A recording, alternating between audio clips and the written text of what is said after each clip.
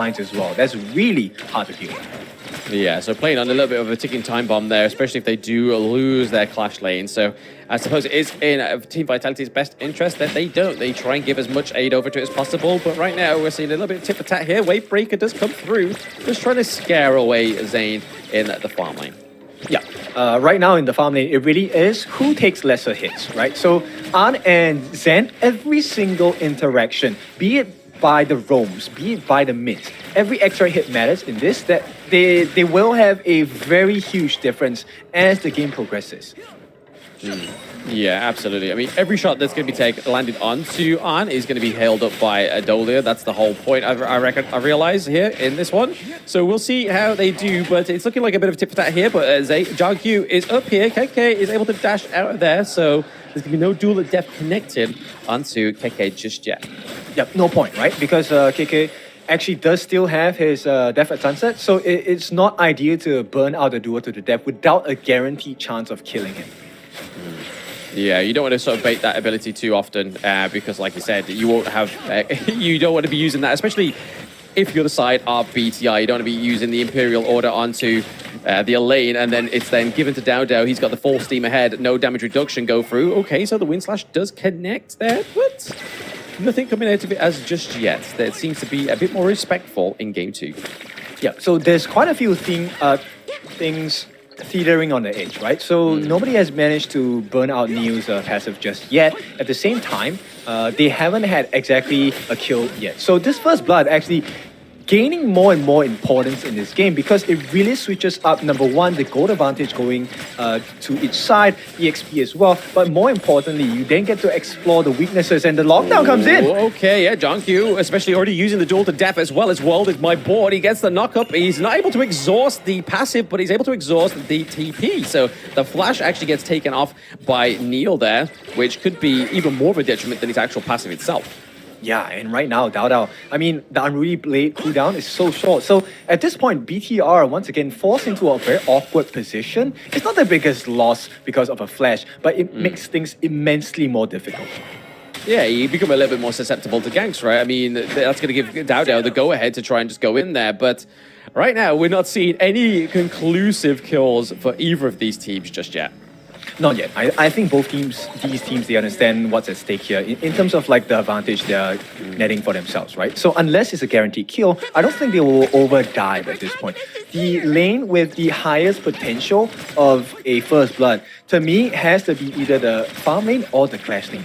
Right? These rotations so far hasn't been finished up just yet. Here we go. Oh, the Unbridled Outburst does connect onto An into the backline though. Ultimate board is going to just miss ever so slightly onto the side of Team Vitality. Rolling, that is going to be An just to clear out the minion wave, but who got the neutral objective? It is going to be Dao taking the Tyrant there, but Musashi looking to try and steal the Azure Golem. Keke is on him like a bad itch, but he's able to get the Azure Golem for now. Jongkyu takes the Death on Sunset onto the backline there, but it's not going to be enough damage for Team Vitality to wipe down any of these teammates on the side of BTR. Okay. Dao, very clever understanding. He goes straight for the trade, right? He goes to work on that Crimson Golem. Right now, Keke just wants to make sure the ZanQ stays in the lane for as long as possible. That's a window of opportunity. A bit of a rotation down into the farm lane here. A bit of a fight on all fronts. Arm may get actually hit by the Truth Mantra, but it's not going to be up the right just yet. Oh, Wavebreaker coming through as well as the Ultimate Shell connected onto Tufts there. It is Neil looking pretty low once more. Oh, the passive. Forcing on into the World is my board. Oh, it's going to be Wen getting the first blood as well as another one from Psycho. Yeah, it looked so close for a moment there, but Bigatron just being out macroed and once again being out microed as well by Vitality. Just for now, yes, absolutely. I mean, that was it. We was waiting for the first blood. We got 2.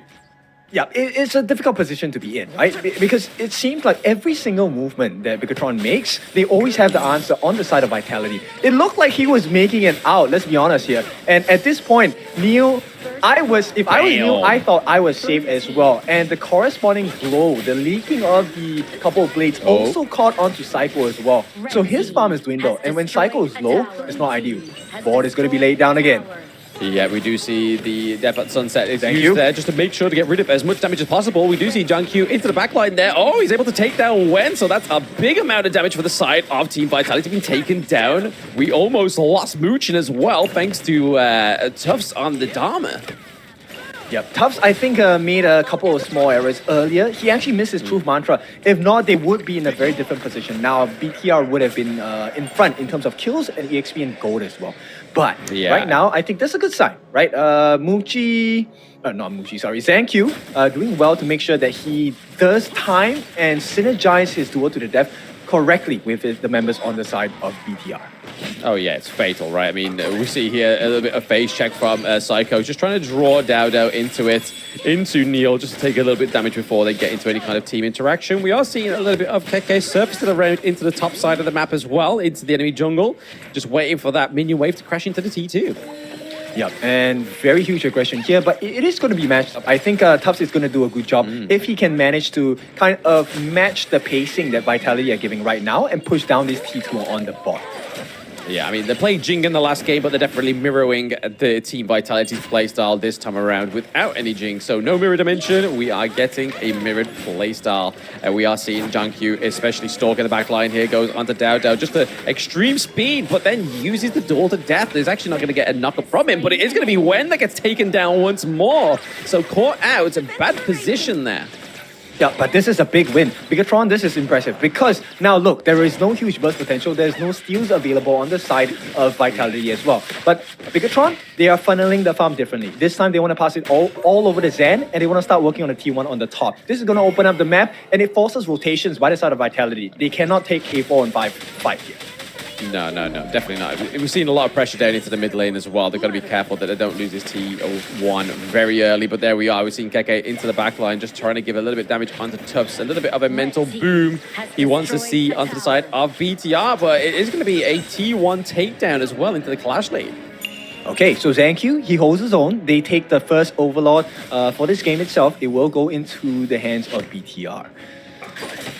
For now, yes. We're getting almost into that 9-minute mark, just past the 8 minutes, but definitely a stronger early mid-game coming into it now. BTR, we haven't seen Team Vitality quite just pop up just yet.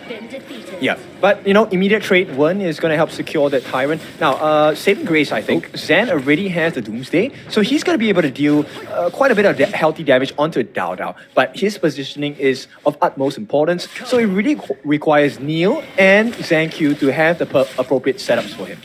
Yeah, you can see Zan here just trying to keep his passive all procced up there as he goes into these team fights. He wants to do his maximum attack speed and movement speed as possible, being as agile as he possibly can, but he's just not quite landing the shots. But Wen, however, is absolutely phase checking these bushes like a goat.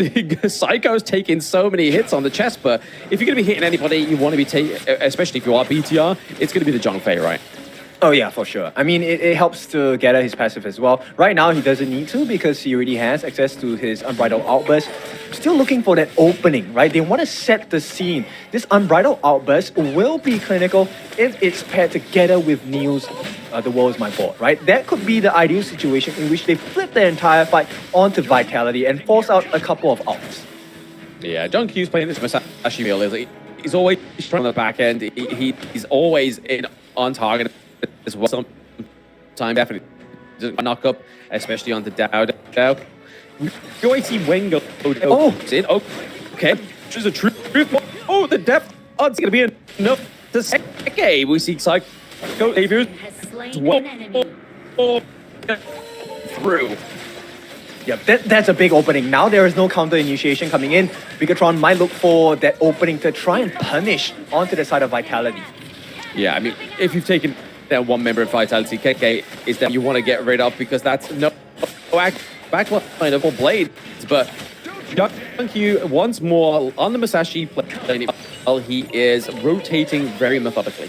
Yep, and the way they have positioned themselves, it makes Vitality think that, hey, maybe they are taking the Overlord. But look, they're just buying time. And the more time they're buying Zankyu, now he secures that Tyrant buff for themselves. And Vitality, they don't have the option to go for the Overlord take. Yeah, they've got to try and clear these, even try and go objective. But that's definitely damage over to the side of BTR. Yep, and right now we are close to, I think at this point, right, Psycho is actually going to be a huge tank in the next maybe 1 to 2 minutes here. Very close to that ominous premonition. And that's going to dwindle the amount of damage that An, as well as Keke can dish out. Yeah, I mean, it's going to slow them down as well, so Wen's not going to be able to get out as quick as possible, but he's going to have to heavily rely on that flash. But Jonghyun is looking to just stalk and try and get the Azure Golem. Didn't quite get it. It definitely goes over to Dao there, but they're able to take the T2. Yep, so better map control here. I like this performance by BTR. They're learning as we go. And one more thing to note, Neo already has the Venomous Staff, so it does help hurt that healing potential coming in from Lucian here. Yeah, potential fight here into the mid lane, potentially. Oh, let's have a look. Okay, well, World is my board used very early. Not quite I was only crapping Dao there. I mean, he was able to get the Imperial Order from Zayn there, but nothing's going to come from this engage just yet. This is a beautiful play coming up from Bigatron. Okay, but the sprite, the jungle sprite actually ruins that. I was just about to say, if they actually, reposition themselves, right? I think Vitality could have been caught by a flank coming in from Tufts here. Could have potentially, absolutely, but they weren't able to get that. I think that was to Team Vitality's own skill there to just try and keep that team fight from not happening, because it could have gone down definitely in the favor of BTR there. Yep. Now they're going to start working. Dowda's going to start working on the Overlord, but I think Zankyu is already prepped for it. They don't know that he's there though. Not going to be of any importance at this point. It's really just feeling out the competition. And once again, Zankyu, he repositions himself. I like the way that he's playing the map. And once the action starts, I think it's not going to be a fun time. An on the backlines. Oh no! Straight in for the right moment. It came into his frame, and it was definitely get that down there. Just come through. They need to make sure this wave. They can't let that team one for the side of Team Vitality.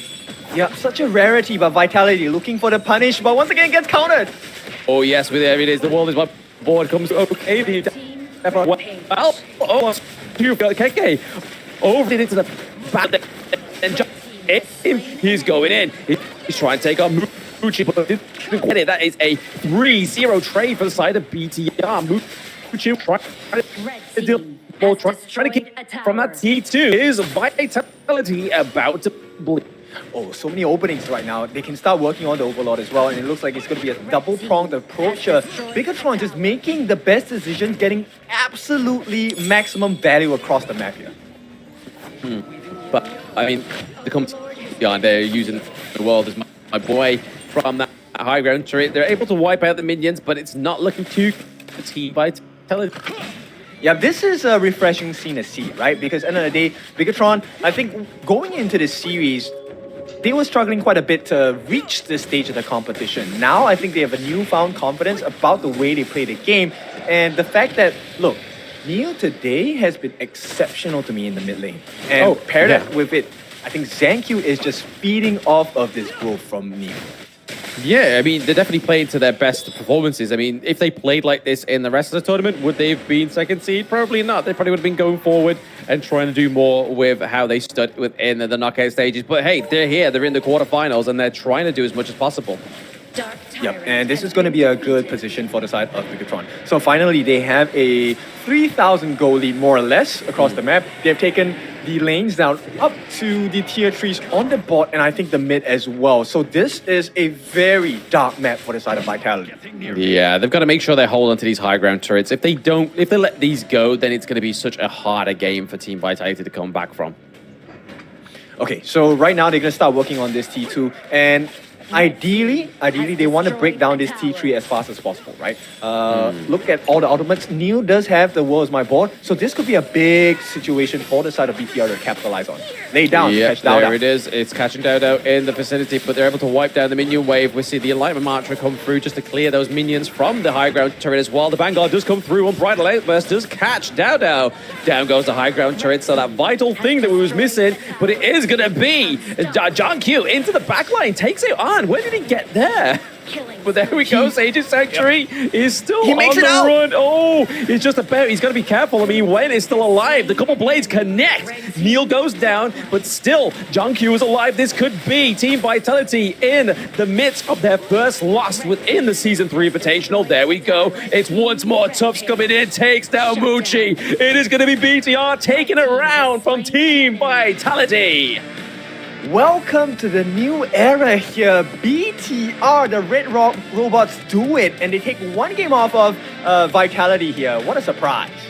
Oh yeah, massive surprise. I mean, I don't know what's a bigger surprise. The fact that they took a round from Team Vitality or how Jungkook got into that backline so quick.